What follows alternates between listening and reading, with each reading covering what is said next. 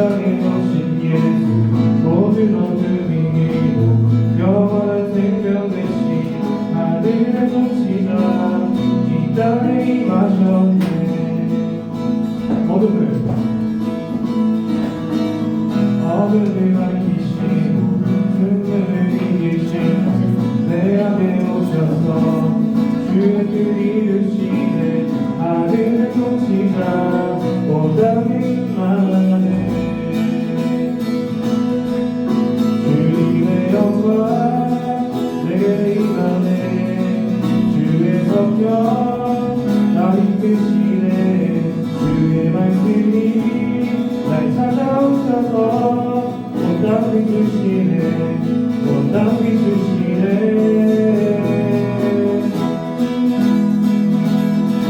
우리가 신이 이 땅에 육신으로 오신 예수님을 우리가 함께 바라보기 원합니다. 다시 한번 더 가사의 의미를 생각하면서 고백합시다. 말씀이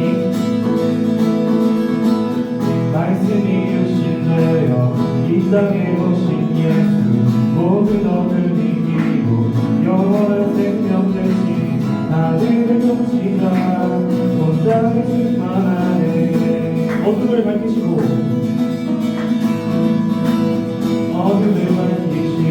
주님을 이기시고 내 안에 오셔서 주의 뜻 이루시네. 하늘의 통치가 온 땅에 충만하네. 주님의 영광 주님의 영광 내게 임하네. 주의 성령 나 이끄시네. 주의 말씀이 날 찾아오셔서 온 땅을 쓰시네. 다시 한 번 더 주님의 영광 주님의 영광 내게 임하네. 주의 성령 나 이끄시네. 주의 말씀이 날 찾아오셔서 다스리시네. 온 땅 비추시네.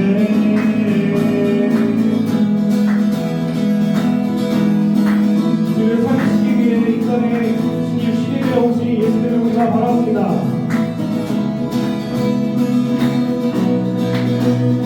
우리에게 살려주신 예수님께 영광을 받고 올려드리겠습니다. 할렐루야.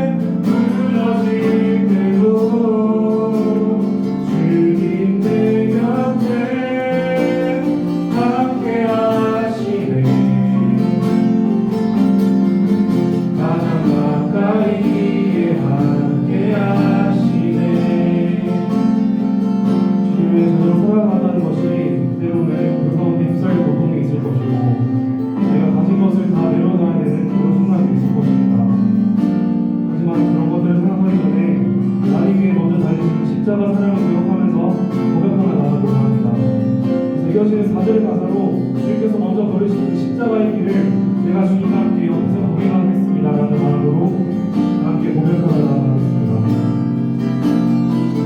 주의 자녀로 산다는 것은 주님과 함께 동행하는 것, 주께서 지신 십자가 기꺼이 지고 주와 함께 걸어. 다시 한 번 더 가사를 생각하면서 고백하겠습니다. 주의 자녀로 산다는 것은 주님과 함께 동행하는 것,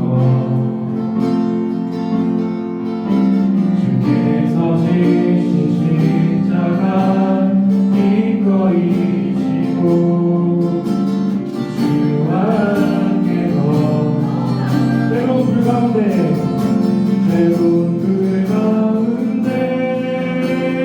휩싸일 때도 복음 가운데 무너질 때도 주님 내 곁에 함께 하시네. 가장 가까이. 다시 한 번 더 고백합시다. 새로운 불 가운데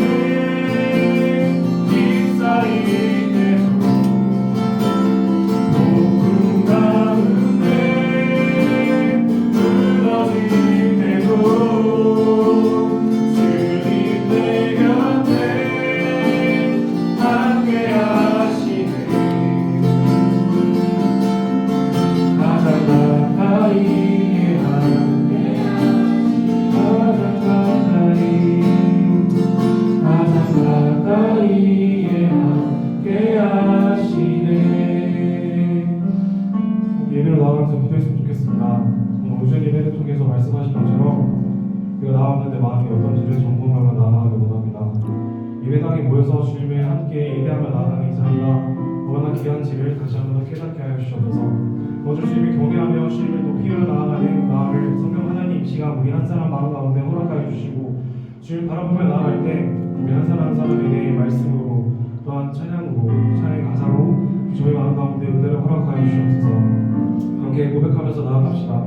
그래서 오늘 예배를 통해서 앞으로 들으실 모든 예배를 통해서 우리 삶 가운데 성령께서 인도하시고 성령으로 행하는 주님의 청년들이 되게 해달라고 함께 기도하며 나아가겠습니다.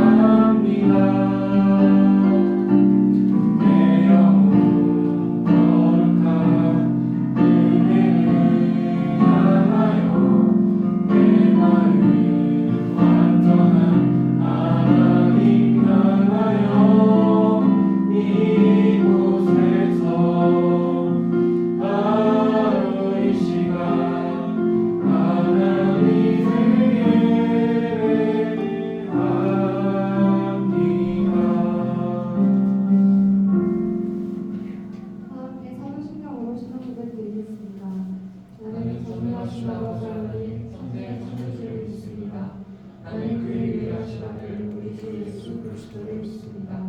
그는 성령으로 잉태되어 동정녀 마리아에게서 나시고 본디오 빌라도에게 고난을 받아 십자가에 못 박혀 죽으시고 장사된 지 사흘 만에 죽은 자 가운데서 다시 살아나셨으며 하늘에 오르시어 전능하신 아버지 하느님 하나님 자가 거기로부터 살아있는 자와 죽은 자를 심판하러 오십니다.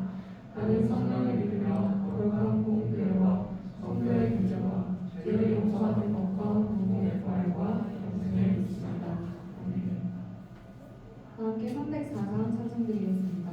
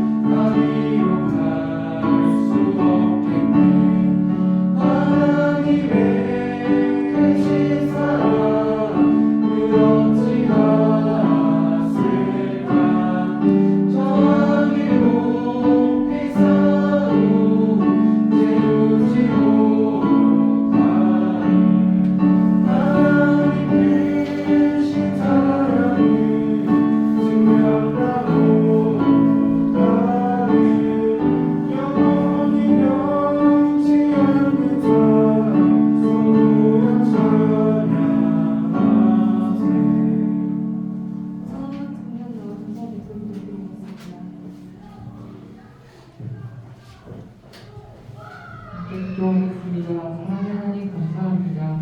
오늘 이 거룩하고 복된 날에 하나님 앞에 나와 예배드릴 수 있게 하심에 감사합니다. 우리의 분주했던 삶을 내려놓고 하나님 앞에 온전히 예배하며 나아갑니다.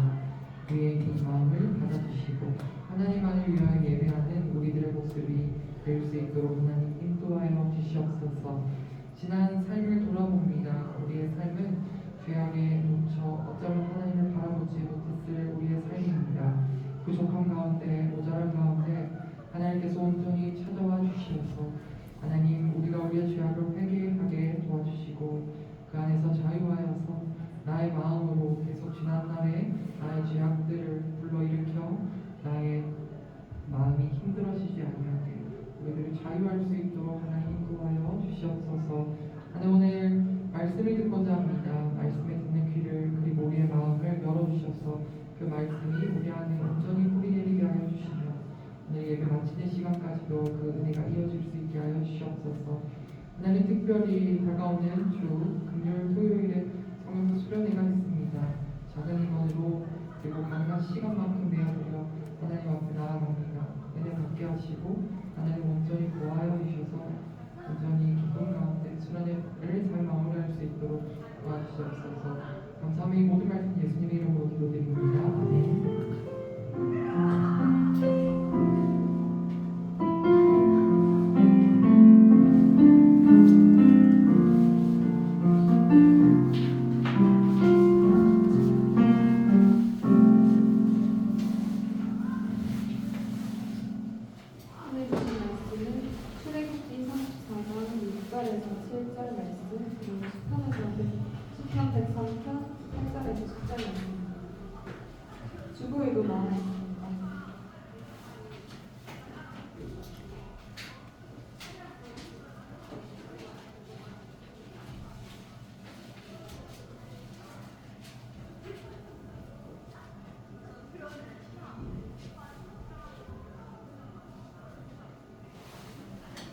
찾으신 줄 알고 한 절씩 교독하겠습니다. 여호와께서 그의 앞으로 지나시며 선포하시되 여호와라 여호와라 자비롭고 은혜롭고 노하기를 더디하고 인자와 진실을 있는 하나님이라.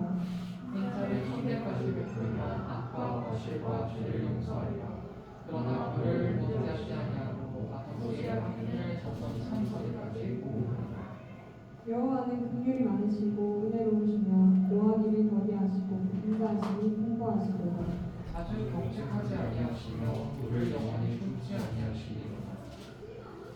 우리의 죄를 따라 우리를 처벌하지 아니하시며 우리의 죄악을 따라 우리에게 구원을 받지 아니하셨으니 이는 하늘이 땅에서 끝없이 그를 경외하는 자에게 그에게 인자하심이 크시니라.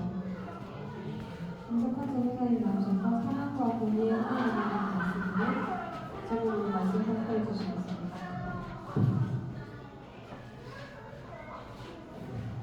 잠깐 기도하겠습니다. 하나님 아버지 감사합니다. 하나님 우리를 사랑하셔서 우리 귀한 말씀을 주셨습니다. 이 시간 말씀으로 은혜로 말씀으로 성령 하나님 이 시간 말씀하시고 우리 안에 생명으로 역사해 주세요. 감사드리고 예수님 이름으로 기도합니다.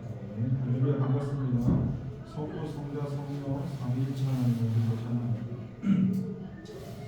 지금 이 출애굽기 34장 이 본문과 시편에서 나오는 이 본문이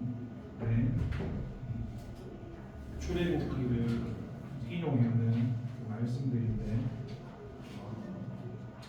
이 당시 이 배경이 어디쯤이냐면은 하나님께서 이스라엘 백성들을 홍해를 갈라주시고 이제 모세를 통해서 시내 산을 와서 40일 정도가 있다가 이제 하나님의 십계명을 받는데 그 40일 동안 모세가 이제 기다리고 하나님 기다리고 있는 그 과정 속에서 이스라엘 백성들이 밑에서 금송아지 우상을 섬기게 되고 그래서 모세가 화가 나가지고 돌판을 깨뜨리는 그런 배경으로 보시면 됩니다. 그런데 이제 여기 34절 우리 책에는 불공평하신 하나님이라는 그 주제로 나와 있는데 하나님은 불공평하신 분이 아니고 공평하신 분인데 그 단어를 불공평하다라는 그 말을 썼던 거는 그게 무슨 말이냐면 하나님은 사랑의 하나님이시고 공의의 하나님이셔서 그러니까 어떻게 보면 저나 여러분이나 구원받을 자격도 없는데 우리는 피조물이잖아요. 근데 피조물을 구원하시기 위해서 창조주께서 예수님이 창조주시지 않습니까? 삼위일체 하나님이니까 그 창조주가 피조물을 위해 죽는 자체가 불공평하다.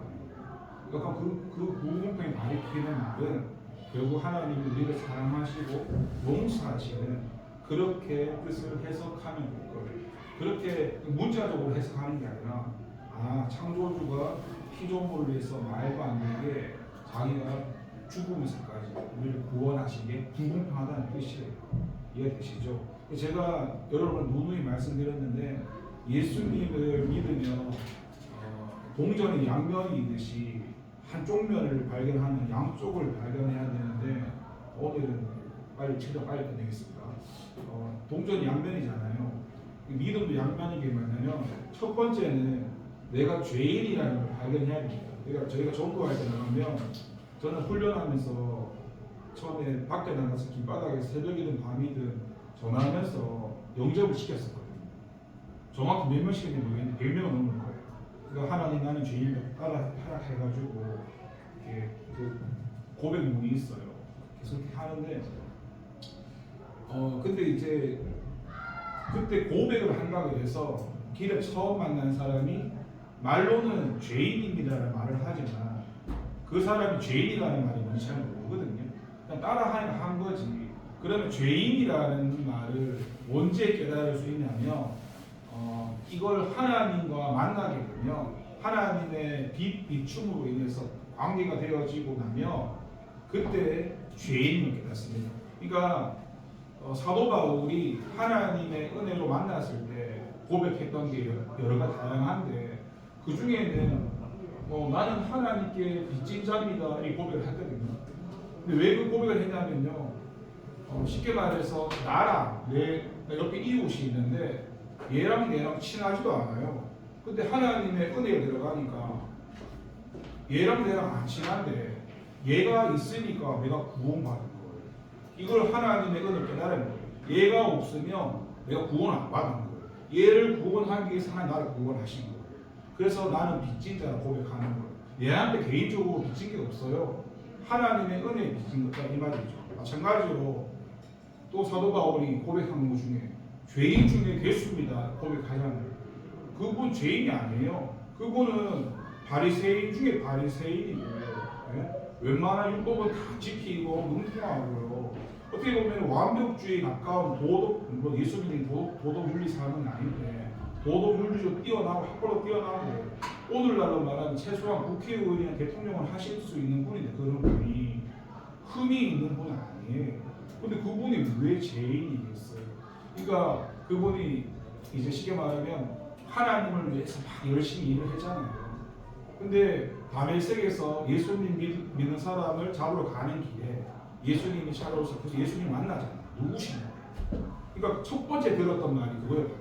핍박이야. 하나님이 영광을 위해 달려갔는데 예수님은 하는 얘기가 너는 영광을 위해 있는 게 아니고 왜 나를 핍박하냐고. 그러니까 사도 바울은 이해가 그 충격이겠죠. 그 말 자체가. 그래서 그 예수님을 못 만났으면은 어떻게 돼요? 자기가 하나님 영광을 위해서 살았다고 하지만 주님 앞에 가는 순간 어떻게 돼요? 심판을 받겠죠. 너는 예수님 죽이는 일을 동생하러 왔어. 그러니까 그거를 죽기 전에 하나님 심판대 앞에 서기 전에 예수님을 만나가지고 깨달았잖아요. 은혜. 회개하고 맞죠? 이제 예수님을 닮아가는 하나님의 뜻이 무엇인가 깨달아서 복음이 예수님이니까 예수님을 통해서만 구원받을 수 있다는 그 복음을 가지고 사도 바울이 달려가게 되는 부분입니다. 그래서 자기가 죄인 중에 괴수라는 말을 했고 그 다음 또 무슨 고백했어요? 성도 중에 지극히 작은 자. 그분이 왜 작은 자예요? 그분이 어떻게 보면 세상 가치로 따지면 넘버원이 될 수 있는 대단한 사람인데 근데 그 고백도 결국 은혜죠. 자기가 하나님의 은혜가 아니면은 그 방향성이 열심히 하는 게 중요한 게 아니라 방향성을 잘못 가고 있었는데 다른 방향으로 갈 수 있도록 하나님이 만나주시고 붙잡아주신 거죠. 그러니까 전부 그의 고백들은 내가 죄인이라서 그 고백을 하는 게 아니고 하나님을 만나니까 하나님 앞에 나의 모습을 보니까 죄인을 고백한 거예요. 그러니까 이거를 이론이랑 실제랑 좀 다른데요. 이론으로는 나는 죄인입니다 이렇게 고백할 수 있거든요. 그런데 그 이론이 그 말 뜻을 몰라요. 그 죄인이 뭔지 몰라요. 그런데 하나님을 만나면 죄인이란 고백이 된다. 이래서 죄인이라는 거예요. 그래서 하나님이 뭐예요? 그런 사람을 통해서 우리를 구원하시는 거죠. 예수님을 십자가에 죽게 하셨잖아요. 그게 불공평한 거고 그게 사랑이에요.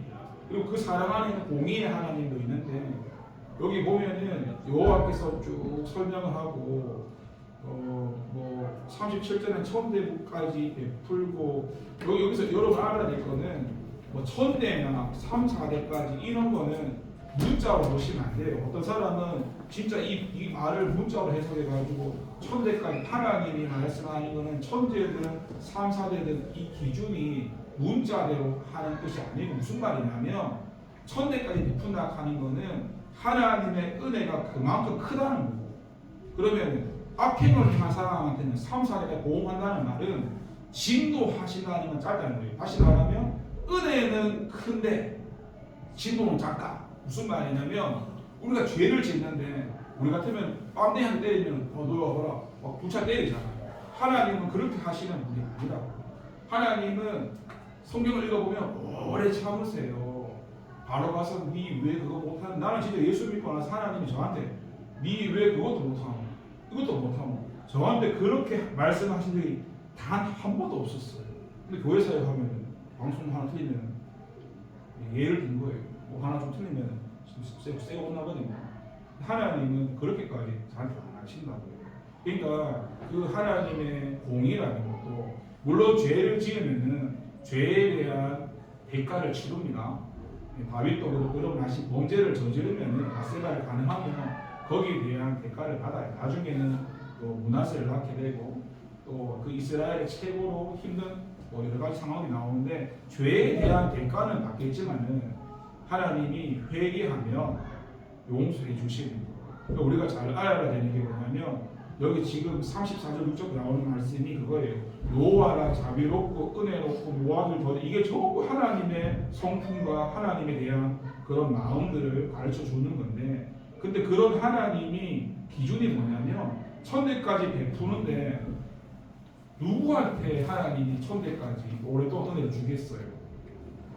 물론 여러분 첫 번째 순종하는 사람이겠다 생각하겠지만은 근데 살펴보면은 순종하는 사람도 그렇지만 하나님이 말씀하시는 분은 하나님의 말씀에 내가 불순종했더라도 회개하는 사람, 하나님께 돌이키는 사람, 그 사람한테는 천대까지 하나님이 베풀지만은 그러니까 문자로 해석하지 마세요. 그러니까 3, 4대까지 보험한다는 말은 누구한테 좋은 데냐면 회개를 하지 사람. 하나님을 은혜를 통해서 죄를 내가 죄인인 걸 알았잖아요. 그럼 회개하면 되는데 성경에 보면은 회개 안 하는 사람 누구예요? 여러분 잘 아시잖아요. 누구예요? 사울왕. 네? 사울왕 회개 안 하잖아요. 맞죠? 아니 불순종했는 큰 죄인데 회개를 해야 되는데 걔 회개를 안 해요. 두 번째 신학에는 여러분 잘 아시죠? 가룟유다. 맞죠? 베드로랑 가룟유다랑 공통점이 뭐예요? 똑같이 예수를 부인했어요. 공통점 둘 다 예수 부인했거든요. 차이 있죠. 베드로는 회개를 했어요. 근데 가룟유다는 회개를 하지 않고 양심의 가책을 느껴서 몸에다가 죽었어요. 맞죠? 그러니까 회개하는 사람과 회개하지 않는 사람이 있는데 근데 성경을 읽어보면요. 회개도 사실 하나님 말씀을 보면은 하나님의 은혜가 아니면 회개가 안 돼요. 예. 근데 제가 얘기하는 거는 어떤 한 부분을 딱 잡아서 쪼집어서 얘기하면은 마치 성경을 아까 오전 말씀 그럼 지옥 이렇게 될 수도 있기 때문에 어떤 말씀을 전체적인 큰 틀에서도 이해를 할 수 있어야 되고 내 삶에 적용할 때 왜냐하면 이게 너무 포괄적으로 가버리면 이단처럼 그냥 막 살아라 이렇게 될 수 있잖아요. 맞죠? 그러니까 내 삶에 적용할 때는 좁은 말씀으로 나에게 미쳐서 남한테 그 좁은 잣대를 들이대라는 게 아니라 남한테는 좀 넓게 되고 내 자신한테는 좀 좁은 잣대를 대면은 뭐예요? 결국 내가 하나님 앞에 변화되는 거예요. 그래서 남이 죄인을 깨달는 게 아니라 내가 하나님 앞에 죄인된 모습을 깨닫고 제가 말씀드렸잖아요. 제가 저번에 청년이 막 그거 나눔할 때 울었잖아요. 나도 그런 시절이 있었거든요. 죄를 안 짓고 싶은데 안 되는 거예요. 미치겠다고. 막 여러 가지 진짜 많아요. 예를 들면 나는 술 담배를 중학교 2 때 그거 술 먹었죠. 고1 때 담배 폈죠. 그럼 거의 세월 20년 했는데 그 예수 믿고 저 담배를 끊는데 6개월 걸렸는데 기간은 6개월이었는데 6개월도 안 끊어졌어요. 그래서 신학교 물론 하나님 보시고 계시니까 차 타고 몰래 도망가서 이렇게 하면 꼭 걸리더라고. 멀리 갔는데 걸려요. 집 근처에 짱박혀서 피킹 하고 있는데 고인이 또 봐요. 그럼 식은땀 막 쭉 흐르겠죠. 맞죠? 저는 뭐 신학생이 내가 할 거 아니에요. 내가 부끄러우니까 방구석에 가서 기도했죠. 하나님 이제 신학교도 하고 예수도 믿었는데 끊고 싶은데 안 되는 거 어떡하라고 이렇게 내가 하는 거야. 안 되는 거 어떡하라고 이렇게 짜증 나는 거야. 그날 하나님이 제 몸을 팍 쳐보셔가지고 몸이 마비가 돼버렸어요. 몸이 움직이지 않다가 새벽쯤에 몸이 움직이기 시작하는데 갑자기 먹은 게 없는데 화장실에 가서 제 구토를 받았어요. 왜? 하더라고요. 그다가 아침에 딱 눈을 떴는데 그때는 이제 과일 장사도 하고 모종의 장사도 할 때였는데 가니까 평소에 내가 과일 타고 새벽에 채소 아저씨가 있어요. 원래 서로 내가 어른이지만 같이 하거든요. 만나면 네 아저씨가 하고 있는데 이 연기가 시게 코를 딱 들어오는데요. 제 속에서 여기서 10원짜리 여기 속에서 막 시카 막 올라오더라고요. 어제 같이 이렇게 하던 사람인데 하나님이 하시니까 그게 냄새가 진짜 막 욕할 만큼 싫어지는 거예요. 신기하죠? 그걸 끊었어요. 기간은 6개월이 아니라 한 번에 끊는 게 하나님 은혜. 맞죠? 술도 제가 지금 뚱뚱해 보이지만 제 주식이 술이었습니다. 그래서 원래는 이만큼 안 뚱뚱했어요. 예? 근데 예술을 요즘 한 30kg 빼야 되는데 그때는 거의 술이 주식이니까 밥을 안 먹으면 살이 그렇게 그러니까 술을 계속 먹었거든요. 술을 얼마나 좋아했냐면 살아가는 삶의 목적이 힘들고 외로우면 술 한 잔 마시고 취하고 그게 좋고 일어나면 후회하죠. 피를 끊기니까 다시는 안 마셔야지. 또 하루 살면 뭔가 재미가 없어요. 돈을 벌어도 여자를 만나도 아무 뭐 만족 없고 술 한 잔 먹어요. 또 후회해요. 그러다가 그걸 끊고 싶으니까 신학 다니니까 하나님 내가 거의 20년 이상을 술을 마셔왔는데 힘든 하나님 찾아야 되는데 잘 안 됐거든요. 그 당시에도. 근데 하나님이 기도하니까 내 힘으로 안 되는 걸 그렇게 하시더라고요. 결국에 그걸 내가 할 수 있는 게 아니고 하나님이 하게 해주시도록 해야 내가 그런 죄나 행위나 그걸 이길 수 있더라고요. 그리고 나중에 지나서도 계속 죄랑 싸우면서 안 되니까 저번에 제가 간증했잖아요. 그게 영혼으로 사는 거, 하나님으로 사는 게 그런 것도 노력했지만은 또 죄로 사는 게 사실 쉽거든요. 그냥 김석환으로 원래 평생 30년 이상을 김석환으로 살아가는데 김석환으로 말하고 김석환으로 습관이 얼마나 많겠어요. 맞죠? 그게 쉽지 않은데 하나님이 은혜 주시니까 하나님이 하게 하시더라고요. 그러니까 여러분도 두 가지 동전 양면이 뭐냐면 하나님 앞에서 아무리 말씀대로 살려고 해도 내 힘으로 안 되는구나. 난 죄인이구나. 이걸 발견해야 되고 두 번째 양면이 하나님을 발견해야 돼요.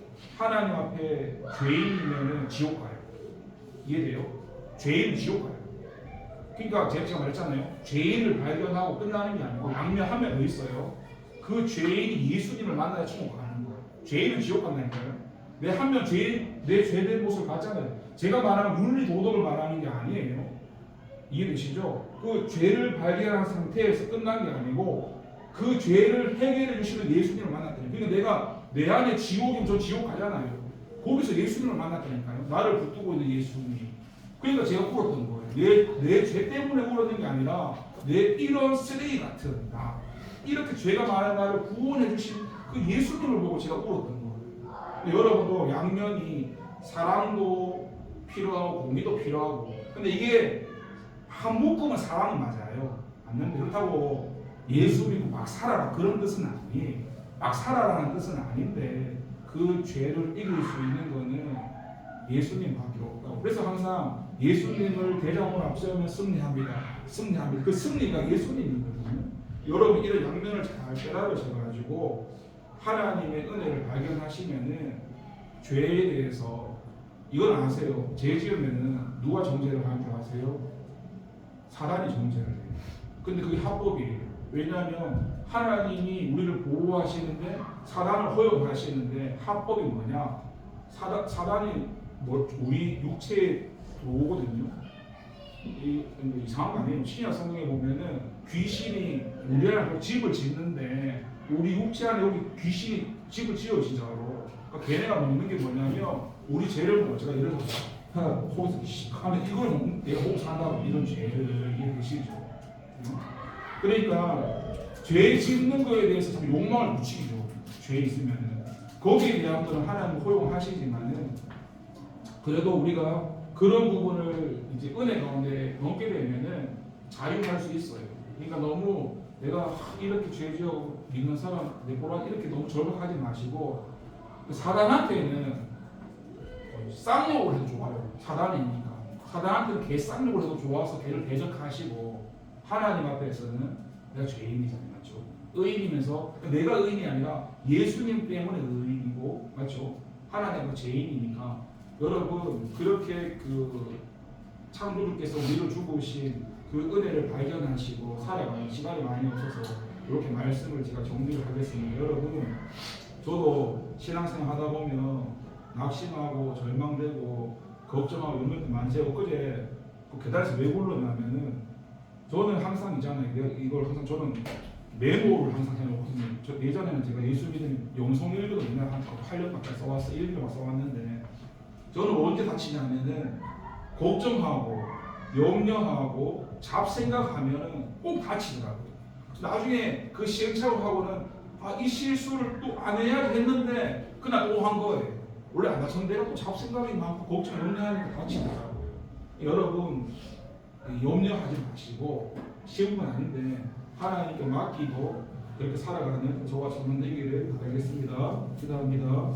하나님은 사랑과 공의의 하나님입니다. 물론 하나님 죄를 싫어하시는 분이 하나님이시지만 그 죄를 해결할 수 있는 것도 하나님입니다. 하나님, 우리가 하나님의 은혜를 통해서 창조주께서 피조물을 위해서 창조주의 생명을 들여서 우리를 구원하시고자 하는 그 은혜와 사랑을 깨닫게 하시며 우리가 의인이라서 구원받는 게 아니라 우리가 죄인이기 때문에 하나님은 죄인을 구원하시러 오신 분이기 때문에 그 은혜를 통해서 이제 우리는 하나님 앞에서 의인이면서 죄인이라는 신분을 얻었습니다. 우리 청년들이 나 예수 믿고 이렇게 죄 짓는데 어떻게, 물론 그런 마음이 필요하기도 합니다. 참 아름다운 마음이기도 합니다. 하지만 그 죄를 해결할 수 있는 것은 내 힘으로 할 수 없고 하나님밖에 없다는 것을 깨달으며 그렇게 하나님 의지하고 살아가는 우리 청년들 되게 하세요. 감사드리고 예수님의 이름으로 기도합니다.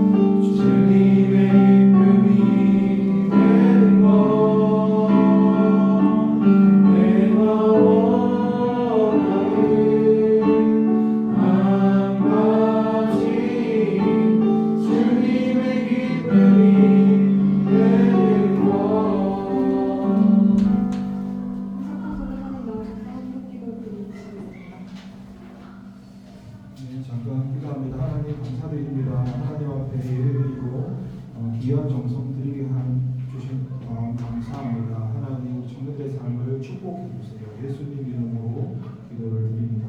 이 시간에는 짧게나마 옆에 분들의 손을 잡아주시고 내 옆에 분들을 내가 아는 사람이라 생각하지 말고 하나님 앞에 영혼을 생각하면서 하나님 나라의 가족을 생각하면서 함께 주님의 한번 고백하도록 하겠습니다. 주여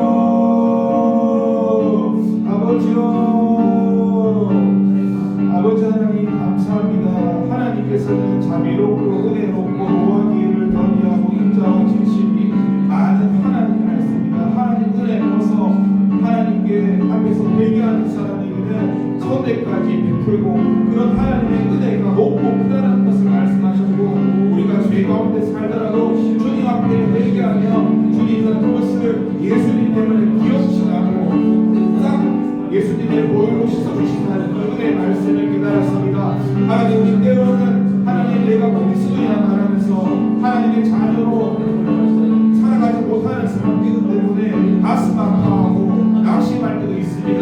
하지만 그런 내 모습 가운데 이 죄는 내가 이길 수 없는 거구나 깨닫게 하시고 포기하지 않고 예수님을 만나고 주님을 의지할 때 성령님께서 함께 하실 때 이 죄를 늘 수 있다라는 그 진리를 깨닫게 하시며 늘 하나님만 의지해야 되는구나, 하나님의 은혜가 아니면 안 되는구나, 하나님이 도와주셔야 되는구나, 그렇게 하나님 의지하고 하나님만 믿고 살아가는 우리 청년들이 되게 하여 주세요. 하나님 감사합니다. 우리 사랑하는